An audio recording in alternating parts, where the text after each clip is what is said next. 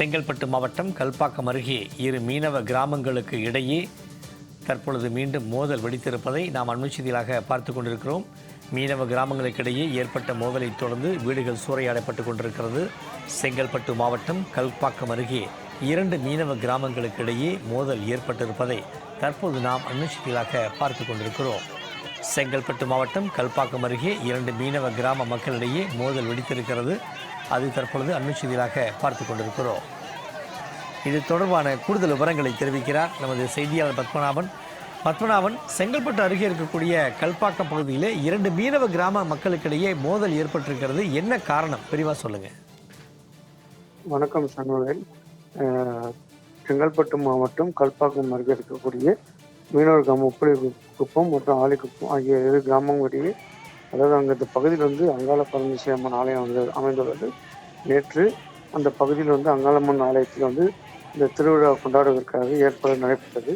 அப்போ ஏற்கனவே இந்த இரு கிராமங்களுக்கிடையே ஏற்கனவே பிரச்சனை ஏற்பட்டிருந்த நிலையில் நேற்று மாலை பார்த்தீங்கன்னா திடீரென அந்த இரு பகுதியை சேர்ந்தவர்களுக்கும் திடீரென ஒரு பதற்றமான சூழ்நிலை ஏற்பட்டது.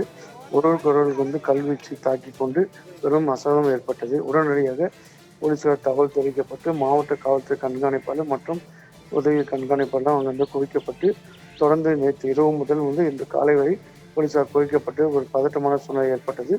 இன்று காலை புதுப்பட்டினம் பக்க கடை வீதியில் பார்த்தீங்கன்னா கோகுல் என்ற இளைஞர் அந்த பகுதியில் கடைக்கு சென்ற போது ஆகாஷ் என்ற வாலிபர் தாக்கியுள்ளார். உடனடியாக அந்த தாக்கல் தொடர்ந்து மற்ற பகுதிகளில் பரவிய தொடர்ந்து அந்த மீனவர்கள் மீண்டும் மோதலில் ஈடுபட்டு அங்கே இருக்கக்கூடிய வாகனங்கள் மற்றும் வீடுகளில் சேதப்படுத்தி ஒரு பரபரப்பான சூழ்நிலை காணப்பட்டு வருகிறது.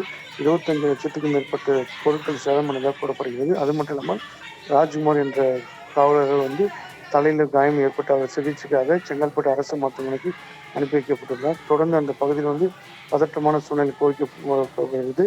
தொடர்ந்து மத்திய தொழில் பாதுகாப்பு படை கல்பாக்கத்தில் அணுமின் நிலையத்திலிருந்து அந்த தொழில் பாதுகாப்பு படையும் இங்கு குவிக்கப்பட்டுள்ளன.